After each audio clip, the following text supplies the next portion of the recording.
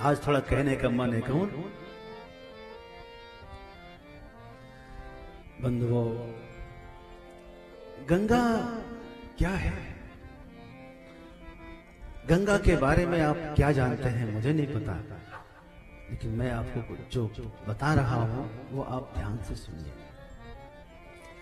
शिव जी के भक्त अभी सावन में कांवड़ ला ला करके जल चढ़ाएंगे और क्या बोलेंगे? हर हर गंगे, हर हर गंगे। क्या बात है, हर हर गंगे बोलेंगे। हर हर गौरी तो कोई नहीं बोलता, गंगे बोलता। आखिर क्या संबंध है भाई? आखिर क्या कारण था? गंगा जी ऊपर से आई और शिव जी ने उसको मस्तक पर ही बैठा लिया। 2 मिनट जरा मैं परिवार के बारे में बोल के निकल जाऊं आगे तो अच्छा रहेगा। जरा देखिए परिवार की विषम परिस्थिति कैसी है। घर में कितने सदस्य हैं? शिव जी 1, कार्तिकेय भगवान 2, गणेश जी 3, पार्वती माता 4, सिद्धि बुद्धि रिद्धि सिद्धि और उसके 2 बालक शुभ लाभ। कितने हो गए? कितने? अरे कोई 9 कोई 8 कह रहे, क्या बात है? 8,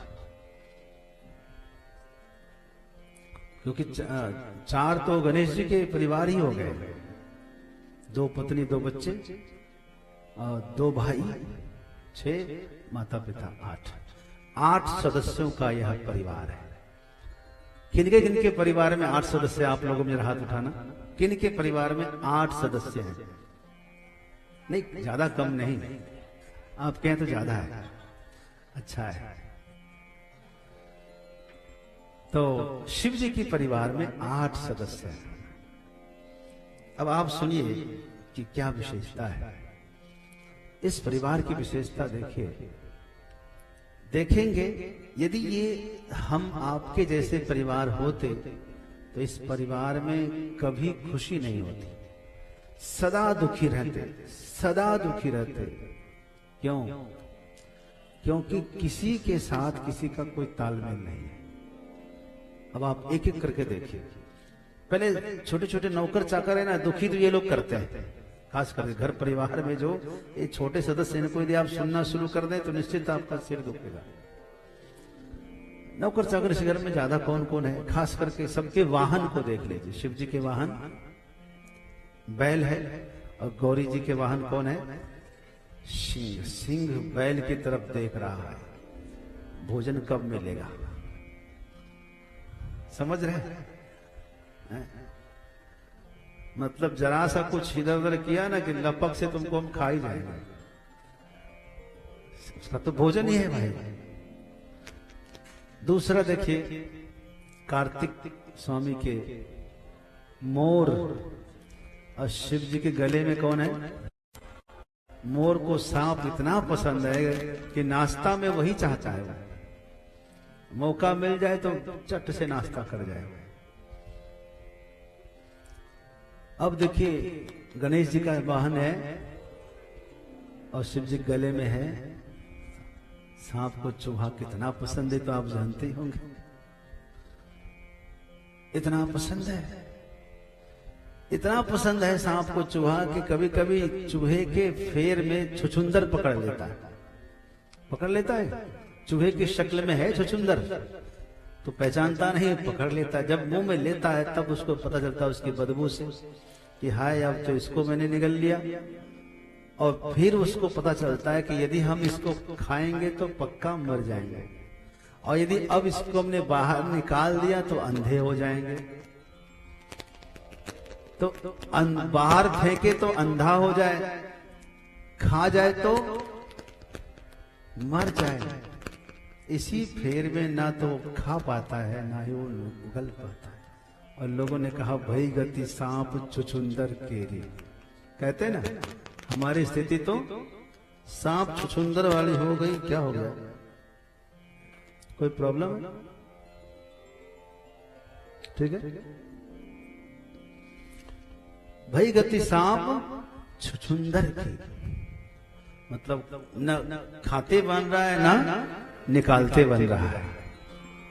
ये स्थिति। तो अब बताइए, मैं वो बता रहा था सांप को चूहा कितना पसंद है, फेवरेट है उसका। अब कौन बचा जी? सभी हो गया। यानी ये जो सदस्य हैं सबसे थर्ड ग्रेड के कर्मचारी, सी ग्रेड बोलते हैं, सी ग्रेड के कर्मचारी, इनमें से कोई खुश नहीं है। परिवार की स्थिति देख लीजिए जरा। गणेश जी का विवाह हो गया, कार्तिक जी का विवाह नहीं हुआ तो आजीवन किया भी नहीं। इसीलिए आज भी परिवार में लोग कहते पहले बड़े वाले का हो जाने दे तब करेंगे छोटे वाले का। इसी फेर में कहीं छोटे वाले का हो गया तो बड़े वाले कहीं कार्तिक स्वामी जी की तरफ विरक्त ना हो जाए कि अब हम करेंगे नहीं, ये मन में आ जाता है। उसके बाद से ही लोगों ने ये नियम बनाया कि पहले बड़े वाले का होगा तब छोटे वाले का होगा। हाँ, चाहे 6 साल इंतजार करना पड़े, 8 साल इंतजार करना पड़े, हम तो जानते हैं लोगों को कितना इंतजार किया है। छोटे वाले का रिश्ता एकदम पक्का, कई वर्ष बीत गए अभी तक नहीं हुआ है, क्योंकि बड़े वाले का कोई मिल ही नहीं रहा। लेकिन हाँ वही है, यदि नहीं करेंगे तो फिर कहीं ऐसा ना हो विरक्त हो जाए। तो भाइयों की स्थिति आपने देख लिया, माता पार्वती की स्थिति देख लीजिए जरा। माता पार्वती बैठती है बगल में और सिर पे कौन बैठी है? अब कोई भी नारी अपने पति के सिर पर दूसरी नारी को देखकर कोई खुश हो सकती है दुनिया में? हो सकता है क्या? संभव है कि असंभव? ये असंभव काम चल रहा है कि ये क्या कर रखा है, खोपड़ी पे बैठा रखा है। तो इस बात से हमारी मैया बहुत परेशान भी रहती है। अब घर में खुश है, सिद्धि बुद्धि, अरे सौत कभी खुश रह सकती है क्या?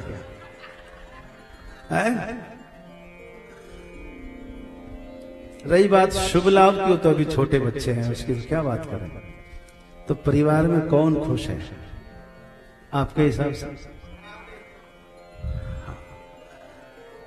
किसी के साथ जो है अनुकूलता नहीं है। खुश होने के लिए जो भी कुछ होना चाहिए एनवायरनमेंट, वो नहीं है। इसी से तो लोग खुश होते हैं। दुनिया के लोग दौलत पा करके खुश रहते हैं, लेकिन क्या था? भिक्षु बन के हंसना, संतों से सीख लेना। तो दुनिया की अनुकूल परिस्थिति वहां नहीं है। इस परिस्थिति में अकेले शिव जी बेचारे क्या कर सकते थे? अच्छा, जब कुछ पीने का मन किया तो लोगों ने विष और पिला दिया है। कुछ अच्छा पीने का मन होगा तो विष पिला दिया। अब ऐसे में महादेव तांडव नहीं करेंगे तो क्या बंसी बजाएंगे? कोई बांसुरी थोड़ी बजाएगा ऐसे। खैर, ये हंसते हंसते हम शिव जी के परिवार के बारे में जान लिए क्या परिस्थिति है। लेकिन इन परिस्थिति में भी शिव जी हम सब के आदर्श है कि नहीं? गृहस्थों के लिए देखिए, जगदम्बा को अपनी पत्नी से इतना प्रेम करने वाला शिव जी के अलावा कोई हो सकता है क्या? हो सकता है? आपको शक है कोई? किस पर? और कोई है? हमें तो नहीं लगता है कि शिव जी के अलावा कोई हो अपनी पत्नी से इतना प्रेम करे। आपके हो सकता है, सोच रहे होंगे हमारे जयशंकर शर्मा जी तो है ही नहीं, ठीक है, परंतु आप देखिए ना, अर्धंग प्रदान कर दिया। क्या? आधा अंग प्रदान कर दिया भवानी को। ऐसा तो कोई नहीं कर सकता। अच्छा, एक बात बताइए, शिव जी के गले में मुंडों की माला है, बता सकते हैं उसमें मुंड किसके हैं? आप सोचिए, पत्नी के मरने के बाद शिव जी उसके मुंड को गले में धारण करते हैं कि उसका वियोग, उसका विरह न सहना पड़े, उसका सन्निधान बना रहे। इसलिए हर बार जब जब माता पार्वती उसका शरीर छूटता है, उसके कंकाल को, उसके मुंड को गले में पहनते। कौन करेगा? कोई करेगा? अब बोल के दिखाओ। अब नहीं बोलेंगे, हमें पता है। हम क्या बताएं आपको कि शिवजी माता पार्वती से कितना प्रेम करते हैं। हर बार। अरे और देखिए, चलो बीच में एक हमको एक वो विनोद आ रहा है, मैं सुना देता हूं। विनोद यह है कि एक वकील साहब की पत्नी गुजर गई। वकील साहब थे बेचारे, इसमें कोई वकील साहब तो नहीं बैठे? अच्छा बैठे। अच्छा ठीक है, अपने पर मत लेना आप। तो एक वकील साहब की पत्नी बेचारी गुजर गई, तो सब मिलकर उसके अर्थी सजाई। उसकी अर्थी बनाते हैं ना, बांस की, कच्चे बांस की, और उसमें जो है बढ़िया से बांधते हैं। तो उसकी पत्नी को भी बढ़िया से बांध के तैयार करके, श्री राम नाम सत्य है, श्री राम नाम सत्य है, श्री राम नाम सत्य है कहते कहते चले जा रहे थे। तो अचानक बाजार से गुजरना था, तो सब, अब बाजार क्या, ढलान आया। ढलान तो समझते हो? ढलान जैसे यहाँ पर नीची बाग में है, तो ढलान से जब उतरने लगे तो सबकी स्पीड बढ़ गई।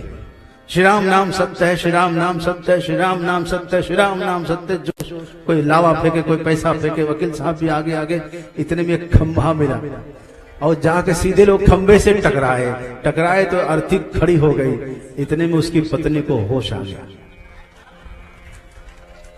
वकील साहब की पत्नी को होश आ गया, वो खड़ी हो गया, ऐसे करने लगी।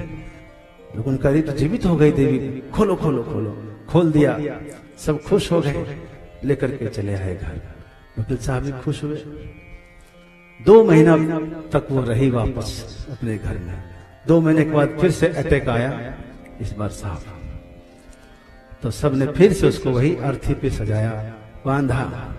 पूरी तैयारियां हुई, खूब गाजे बाजे बजे, श्री राम नाम सत्य है, श्री राम नाम सत्य है। एकदम चले जा रहे थे। फिर उसी बाजार से, उसी रास्ते से जैसे ढलान पर आए, सबने स्पीड पकड़ लिया, श्री राम नाम सत्य है, श्री राम नाम सत्य है। वकील साहब धीरे से बोले, खंभा बचा दो, खंभा बचा दो, खंभा बचा दो।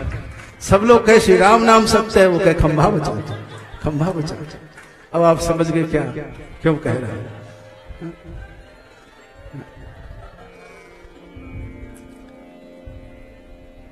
तो अपनी पत्नी को इतना प्यार करे, इतना प्यार करे, वैसा तो कोई शिव जी ही कर सकते। तो इसीलिए गृहस्थों का आदर्श बनो। आपको भी आदर्श बनना है तो अपने पत्नी से प्रेम करिए। पति पत्नी में प्रेम हो, ये सबसे अच्छी बात है। दूसरी बात मैं कह रहा था कि जब माता सती का शरीर शांत हो गया, कहां पर? दक्ष यज्ञ में, हरिद्वार कनखल में वो दक्ष मंदिर है जहां यज्ञ किया था। उसके बाद शिव जी को बुलाया गया और प्रजापति दक्ष को जीवित किया, बकरे का सिर भले लगा दिया। सबको स्वस्थ करने के बाद यज्ञ आरंभ कर दिया। सब देवता लोग, ऋषि मुनि लोग यज्ञ में व्यस्त हो गए। शिव जी का ध्यान भवानी पर गया। माता सती हमारी मैया का शरीर वहां पार्थिव शरीर रखा था, झुलसा हुआ। शिव जी उठा लिया, उठा करके सिर पर लेकर आकाश में नृत्य करने लगे। है कोई करने वाला? आकाश में हमारी मैया के शव को लेकर सिर पर नृत्य कर रहे महादेव। नृत्य करते ही रह गए। कई दिन निकल गया। इतना प्रेम पति पत्नी में, देवताओं को चिंता हो गई, अब क्या होगा? महादेव तो सती के शव को छोड़ ही नहीं रहे, क्या करें ऐसे में? भगवान विष्णु से सबने निवेदन किया कि आपके तो शिव जी बहुत करीबी हैं, कई रिश्ते हैं आपके, आप ही शिव जी को संभाल सकते हैं, कुछ ऐसा करिए। आप पर तो शिव जी कभी नाराज हो ही नहीं सकते। हम लोगों को तो डर लगता है कि शिव जी कहीं कुपित ना हो जाए, तो क्या करें?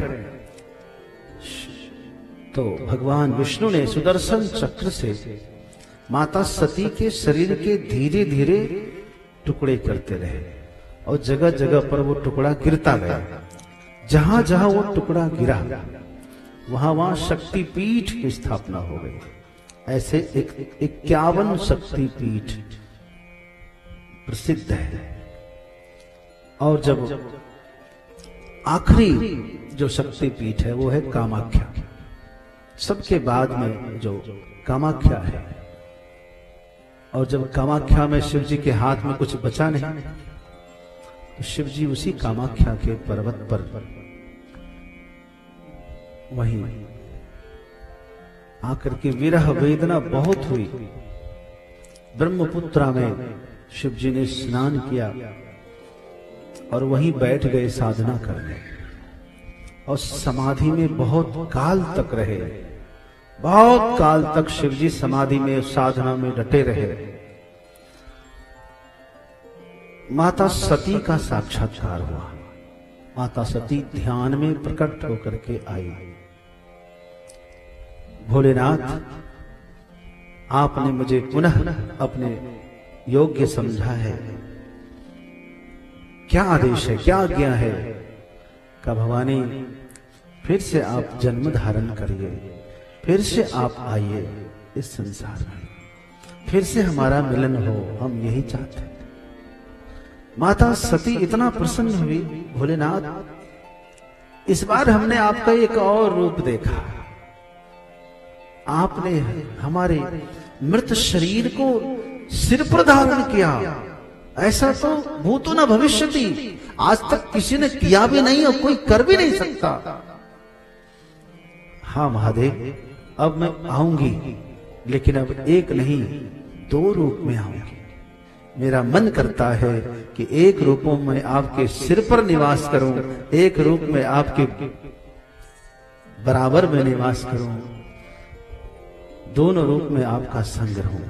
आपका सानिध्य मुझे इतना प्रिय है महादेव कि सदा आपके साथ बना रहना चाहते हैं। ठीक है। शिव जी फिर भी साधना में ही बने रहे। इधर उसी माता सती का पहले जन्म हुआ पर्वतराज हिमांचल के घर में। माता का नाम है मैना, और उस सती का जो प्रथम जन्म हुआ उसका नाम पड़ा गंगा। गंगा, आपने कथा सुनी थी ये वाली? नहीं सुनी होगी। माता गंगा का जन्म हुआ हिमांचल के घर में। गंगा किसकी पुत्री है? हिमालय की पुत्री है। और धीरे धीरे धीरे वो बड़ी होने लगी। गंगा तो परम सुंदरी है ही है, माता है, सबकी प्यारी है। माता मैना तो इतना प्रेम करती है गंगा से, क्या कहा जाए। एक पल भी उसे देखे बिना अपने नजरों से ओझल नहीं करती है। धीरे धीरे वो गंगा बड़ी हो गई।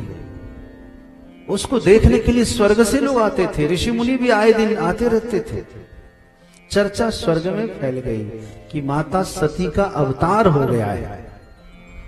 देवताओं ने एक बैठक की कि जब से माता सती का देह त्याग हुआ है तब से शिव जी लेकर आज तक शिव जी समाधि में ही रहते हैं।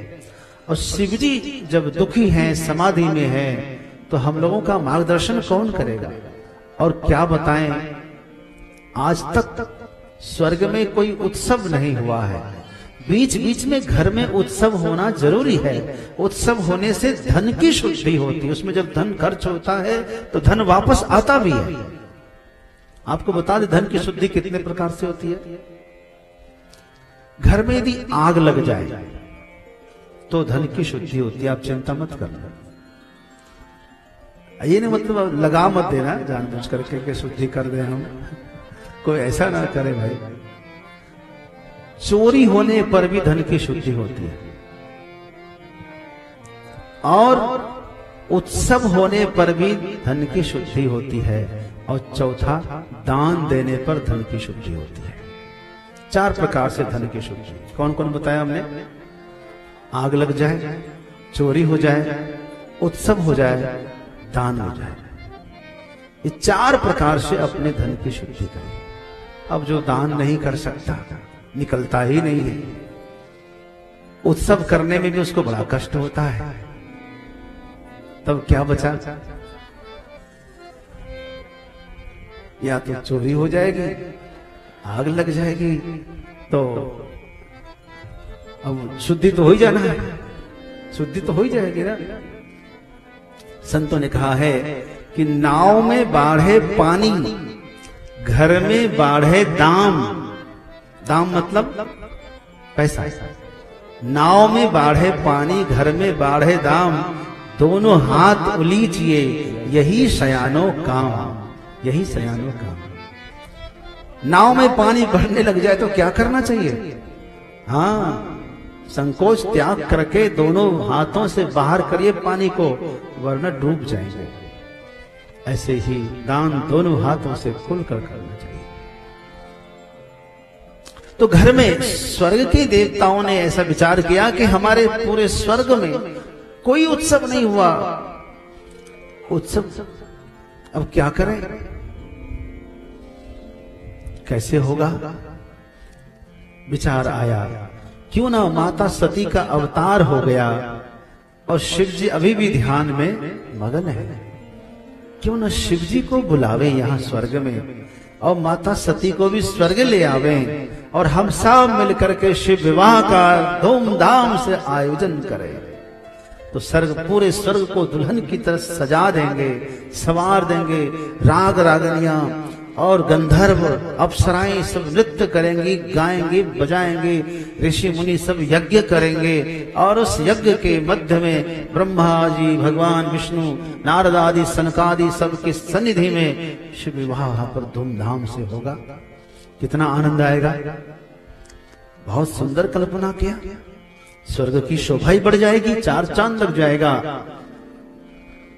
तो पहले गंगा मैया को यहां तो बुलाएं, सफलता तो मिले, क्या पता आएगी कि नहीं आएगी। इसका जुम्मा ब्रह्मा जी ने लिया। ब्रह्मा जी ने कहा कि ठीक है, मैं कोशिश करता हूं। ब्रह्मा जी आए हिमांचल के पास। पर्वतराज हिमांचल ने बड़ा स्वागत किया और बातों बातों में कह दिया, मेरी एक पुत्री है, आपको प्रणाम करेगी, बुलाओ बुलाओ बुलाओ। बुलाया। ब्रह्मा जी को तो पता ही था, आशीर्वाद दिया। धीरे से कहा, इसका विवाह नहीं करोगे? हाँ हाँ करना है, जरूर करना है। तो करना है तो कब करना है? जब आप देख लीजिए मुहूर्त कब करना है। ये पुत्री मुझे बहुत अच्छी लगी। ब्रह्मा जी ने कहा कि मुझे कोई पुत्री नहीं है। तो कहा कि समझ लीजिए आपकी की पुत्री है। नहीं, मैं चाहता हूं कि इसका कन्यादान मैं करूं। अब वो कैसे रोक सकते हैं? ब्रह्मा जी स्वयं चाहते कि हम कन्यादान करें, हमारी कन्या का कन्यादान ब्रह्मा जी करे, ये तो सौभाग्य का विषय है। जैसा चाहे आप। तो एक काम करो, ये कन्या मुझे दे दो, मैं इसे स्वर्ग लेकर जाऊंगा और स्वर्ग में इसका विवाह शिव जी से कराएंगे हम लोग। ब्रह्मा जी ने ऐसा प्रस्ताव रखा कि चुप हो गए और ना नहीं कह पाए।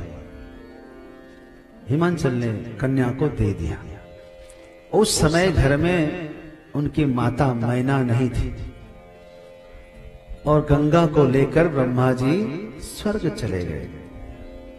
इधर जब मैना आई और पता लगा, अच्छा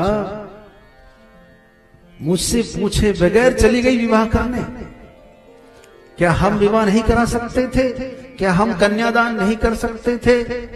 अरे कम से कम पूछना तो चाहिए। याद रखना, आज की बेटियों, माता का बहुत सपना होता है कि हम अपनी बेटी का कन्यादान करें। बहुत ख्वाहिशें होती है उनकी, लेकिन जो बेटियां अपने मन से कर लेती हैं, कैसे आशीर्वाद मिलेगा? चलो, आज के माता तो फिर भी अच्छी है, जो कम से कम श्राप नहीं देती।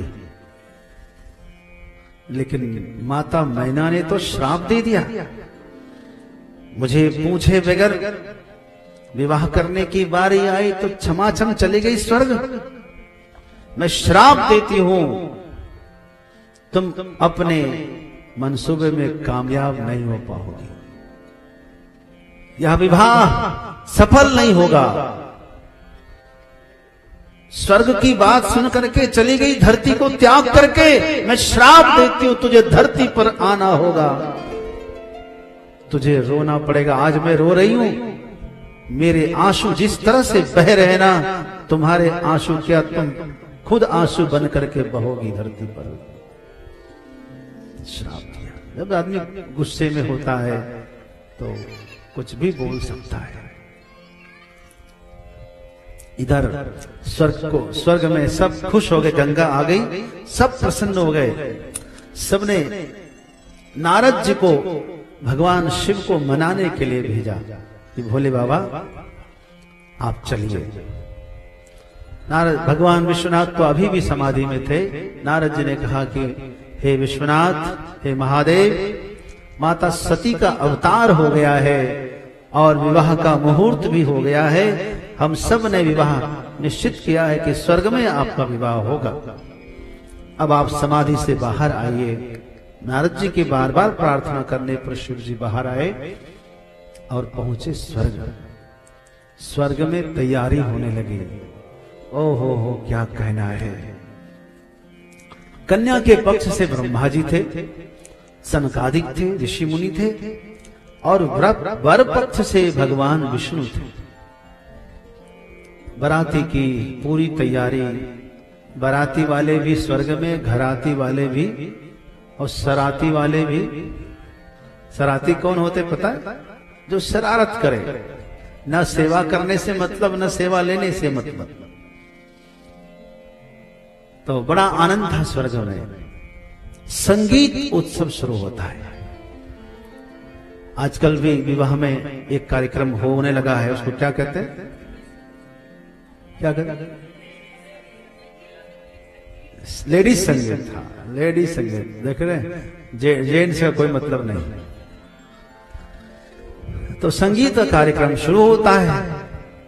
उसी में भगवान विष्णु ने शंकर जी से कहा कि आप भी कुछ गाइए, आज आपको गाना पड़ेगा। अक्सर दूल्हा को आप गाते हुए नहीं देखते होंगे, देखा कभी? आजकल कोई कोई गाता भी होगा। हाँ, डांस तो करा लेते हैं खींच खाच के, लेकिन गाने के लिए नहीं देते, क्योंकि वो भावुक हो सकता है, इसीलिए नहीं गाने देते, क्योंकि उसका तो खुद का विवाह है ना। और वास्तव में हुआ यही जिसका सबको डर था। शिव जी ऐसे इतनी तन्मयता से गाने लगे। बंधुओं, संगीत का आशीर्वाद तो शिव जी से ही मिलता है। नृतावसाने नटराज राजो, ननाद ढक्काम नव पंचबारम, उद्धर्तु कामान सनकादि सिद्धां, एतत् विमर्शे शिव सूत्र जालम। आरंभ में डमरू बजा करके एकदम स्वर और ताल का प्रचार किया है शिव जी ने। तो संगीत की तो मार्तंड है शिव जी। शिव जी के बारे में कहा है, चूड़ामणि कृत विधुर वलई कृत वासुकी, भवो भवतु भव्याय लीला तांडव पंडितः। शिव जी को भी पंडित कहा है। शिव जी को पंडित कहा, इसका मतलब शिव जी की जाति मत समझ लेना। पंडित का मतलब क्या होता है? जो, जोर से बोलो ना, जो कुशल हो। पंडित का मतलब होता है कुशल।